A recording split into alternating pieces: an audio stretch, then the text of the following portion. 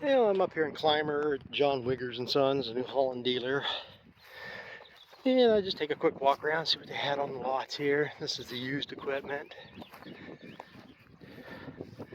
A bunch of blowers and stuff. Them are some of the best blowers right there. Gale 1580, 99, that style blower. I used to have, I had a 99, I think. I always liked it. Some new brush hogs. Yeah, set of 5 bottom Oliver plows. Automatic resets. This would be, it'd be a 5 or white 508, basically what they are. And what the number of these would be. New tire, or newer. 546, same as mine, except for automatic reset. That plow doesn't really look like it's had much use to it.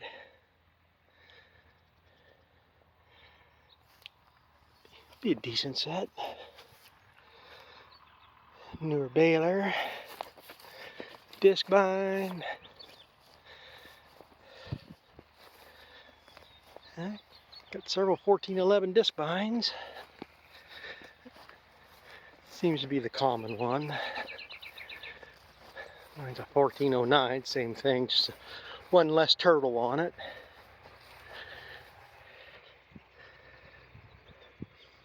It's got some issues. It's got the good apron chain in it though, the heavy one. Doesn't have the T-rod or T-bar, it's got the pintle chain in it. So they made a new front for this one. Maybe that's what I should have done. I replaced mine. It's like 400 bucks for that front panel. It doesn't look too bad a shape. 155 is the same as mine. Like I said, I always seem to have new stuff here, but they never have a whole hell of a lot. There's a bank mower. A couple silage wagons. And then I guess that's it. We'll go take a ride over to the new lot. See, Dreamland I call it. And that's the first tractor over there I've actually seen doing something. Actually moving field, actually with plows. I've seen a couple, some fields are worked up, and I've seen a guy filling the planter. More stuff up here planted than what we got down home, but they seem to have a little better ground up here, I think. Yeah, big John Deere. I can't see what it is. Probably at least a 8230, something like that. So you got 1, 2. That's a 7 bottom.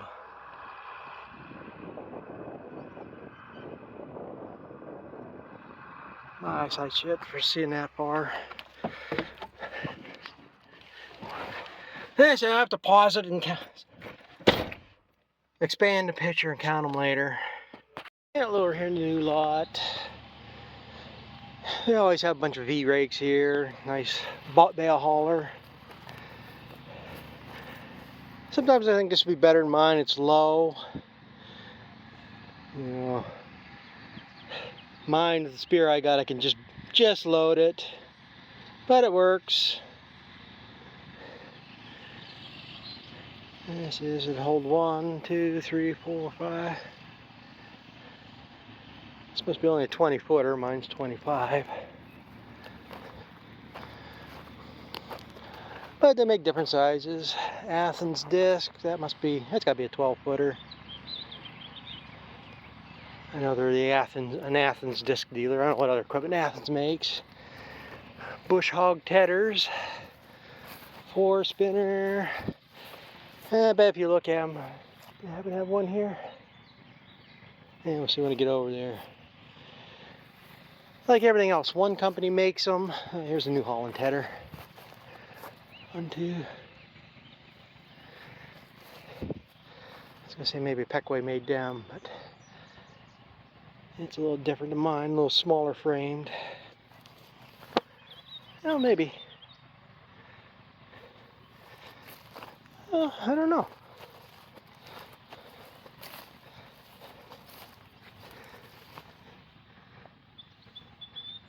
And Racine, Wisconsin. Yeah, maybe New Holland does make their own. It is a little smaller box than the Peckway that I got. A bigger V-rake, tiller, easy trail wagon. Looks like smaller than the one I had. Is that an 8x16? I had a 9x18. That's just too way big. Nice 313 disc bind. 275 baler.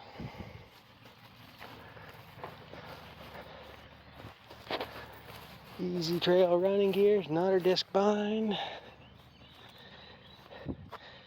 There really ain't a whole lot of difference, much difference between all these New Holland balers. Yeah, they update them, change things a little bit, but overall they're basically the same they were years ago. Here's a 210 disc bind, probably a 10-footer. They say every so many years they change the numbers, and then I don't know what they've really changed. So they are different. Well, here's one difference. That's different than what mine is. The rolls are probably basically the same.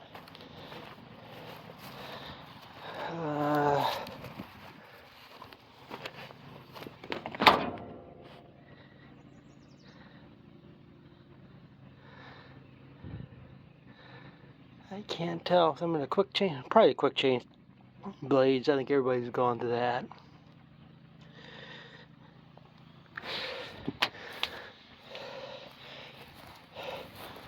Well, the drive's a little bit different. This is all different here. It's got a different bend to it. And you look at it, it looks the same as mine that they made 17 years ago. But they just changed a little bit here and there so they can put a new number on it. Update. Make them a little bit better, probably.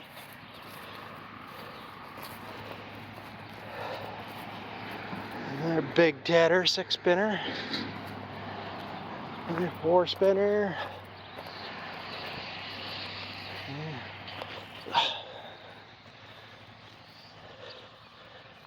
Yeah, I guess that's about it. Manure spreaders, balers. See, I don't know enough about them to explain what they are, what they've changed on them. This is the 450. It's probably makes a 4x5 bale. Got bale slices, mainly for baleage. Or usable for baleage, you should say. And only one bigger tractor. They actually got more tractors here than the Land Pro has down there, the John Deere dealer. They actually got more new equipment on the lot, I think, than the John Deere dealer. And this is one locally owned store. Land Pro is, well, I believe they're a 20-store network by now. They're 18 to 20, something like that. And they say they can't have new tractors like that on the lot. And they got a lot of lawnmowers, a lot of compacts. But there's a dreamland. I was hoping to see, there's a round baler I wanted yet. I was hoping to see one here, but they don't have one in stock at this time. I'm actually surprised they don't have more disc binds. But it's about the norm. They usually have like 5 or 6 of this stuff. I mean, a lot of Amish farms up in this area that are more modern. They actually use equipment, new age, I don't know what you want to call them. So a lot of the smaller stuff sells up here better. A lot of big farms around up here too. There's a lot, probably 300-400 cow dairies in this area. So I guess head up home. Don't hold me to it, but I believe this is Amish owned. Eastern States Metal Roofing. But you think Home Depot is big? This was probably a tenth this size 3-4 years ago. All this over here has been added in the last 2 or 3 years. Got a produce auction here. I'm pretty sure that's all Amish, but look at that pile of lumber out back there. Semi-loads. This is a heavy Amish community up here. I'm not going to swear that's Amish owned, at least a lot of Amish work there if not, but I'm pretty sure it is. I don't know if these two farms, I think that one back there still milks cows. I don't think this one does. Everything seems to be closed up. That was built last year. Climber Event Center. That's an Amish house there. I almost bought a pipeline up this road here 20 years ago. I went to an auction and I'm planning on buying the pipeline, but it had older controls than what mine is. Mine's more modern, and that one was probably back from the 60s. Nice system and everything. And I think it went for like 900 bucks. But I decided not to, because this one I bought was coming up like 2 weeks later. I ended up paying 2,100 bucks for that one, but I say it had more of the modern boxes to it. It was going to be less prone to having to replace a box for a couple $1,000 at some point, because it was already modernized up. So I don't think I did too bad on it. That one up there might have came with the vacuum pump too. The one I bought, they sold the vacuum pump separate, which I didn't care about at that time. I was only worried about the pipeline. So.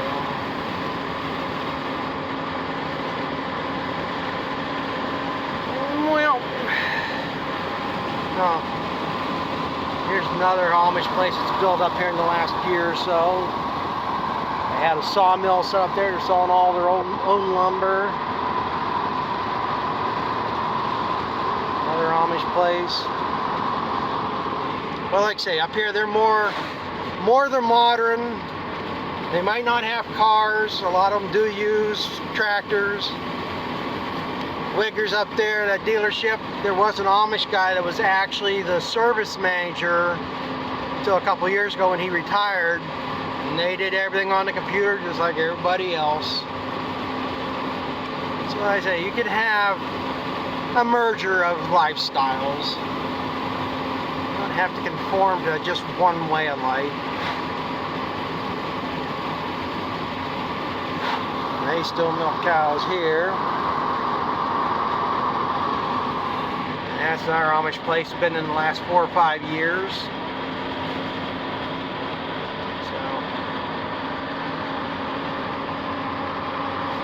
But I guess that's enough of a tour here before I get caught by the cops. I've already seen one tucked up in the gas well driveway behind tanks where you could barely see them. So they're out, and if they see me on the phone. Because in New York, when you cross the state line up here, it says no handheld devices allowed. So I'm breaking the law. Yeah, since I've been running around today, I figure I might as well do this too. Down here to my cousins. I've been wanting to come down here, see what this stuff looks like. I'm planning on all this in corn, and I was planting another piece over there, but now I don't know what the hell I'm going to do. I'm going to at least do this, whether I do that over there or not. Damn, it's getting stuffy. I came down to look at this, see if I actually have to plow this rock there.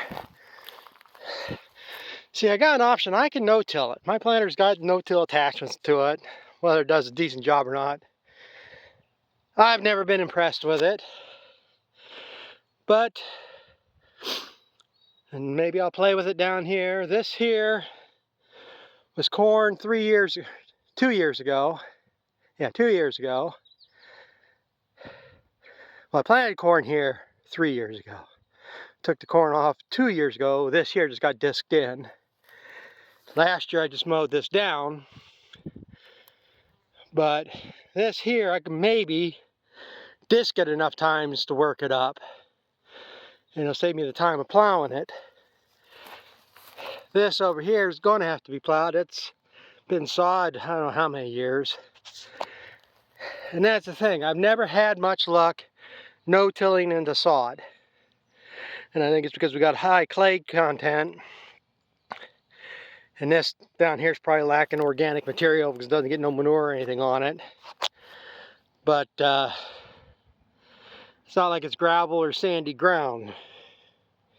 So I almost got to plow that. But since this is a year, I'm kind of screwing around a little bit, playing around. That might be the thing. Plow that, see if I can disc this up, see if it makes a difference. Maybe I can go over there, and just for the hell of it, that 3-4 acre piece I was going to plant over there, no-till it in the sod, get down here and spray it with Roundup. And they say this year's going to be more or less kind of a trial year with the seeds I got, and this will give me an opportunity to do some testing. And they say maybe even just disc half this field, spray the other half, plant it that way, no-till it in. It all depends. Like I say, I gotta go look at the planter yet. That's what I was going to do after I get done here. Like I say, I wanted to come down here and check this out. See how bad it looked down here. And I had to double check. I couldn't remember, and I guess I didn't think I did, and I didn't. A field over here behind the old barn, where the old barn was. I didn't think I got all the hay picked out of it last year. It's old rotten hay anyhow. So that's something I got to take a couple hours someday here and come down and get that picked up. It's just bedding hay, so it ain't that big of a deal.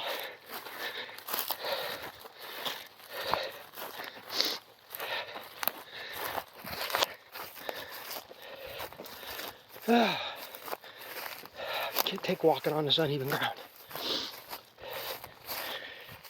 Get one of the old bees running.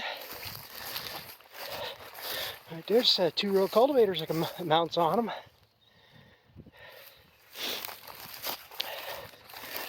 Oh, what else is here? That's my cousin's spreader, not mine.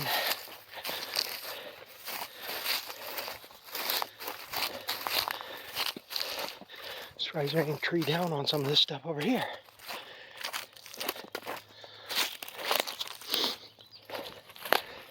Got an old A there. There's a B. And in that building behind it, caved on top of it, another B.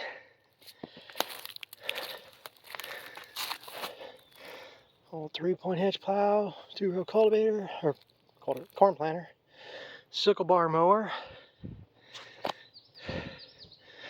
I think these tractors, well, maybe not by now, they were running when they parked them. I went over in the shed, that one's been sitting there probably 35 years. So I don't think I doubt if that one will run. But I guess I saw what I needed to see up here. And I say, it's a question now how much corn I get in. I kind of got asked into another job, which I was expecting, but I wasn't hearing nothing. A guy I helped last fall, he called me the other day once, but I don't know how much of a job it's going to be. If it's just this one field next to me, he's starting to work this year. He asked me if I'd disc it, be using his tractor and stuff, of course, because I know the field. Well, I don't know if that's going to lead to disking more ground ahead of the planter or something or what. I don't know. But we'll see. As right now anyhow, the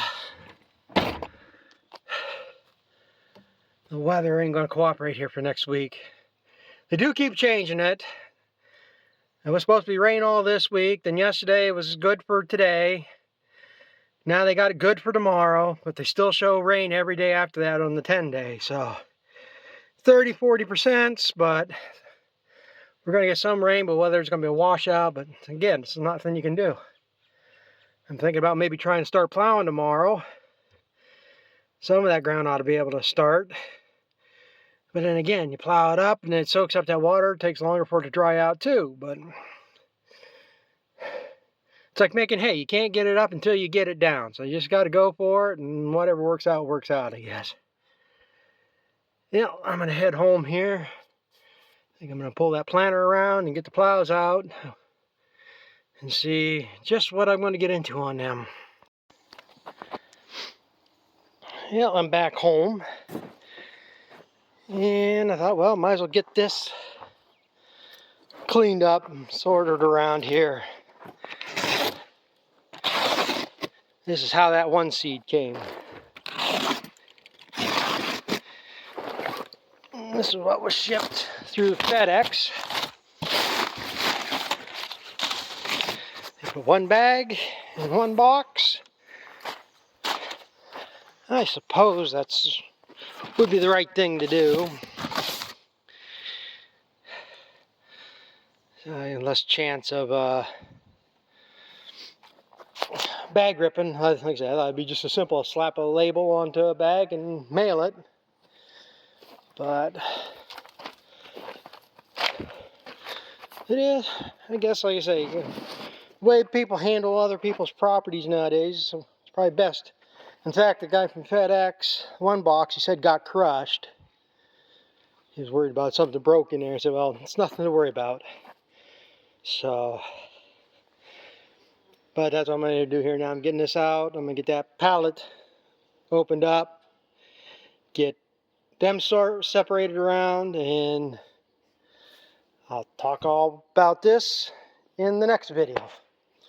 More damn bugs. I'll tell what I got here, why I got it, what my thoughts are, plans, right or wrong. It's what I'm going to be doing this year. So I'm going to get this thrown out, get my burn barrel going, and get rid of this stuff. Well, I guess it was a toss-up if you put them in a box or not. I cut the one on the bottom of the box, and here the bag was right to the bottom instead of the top that had that packing stuff on it. I put a hole in my bag.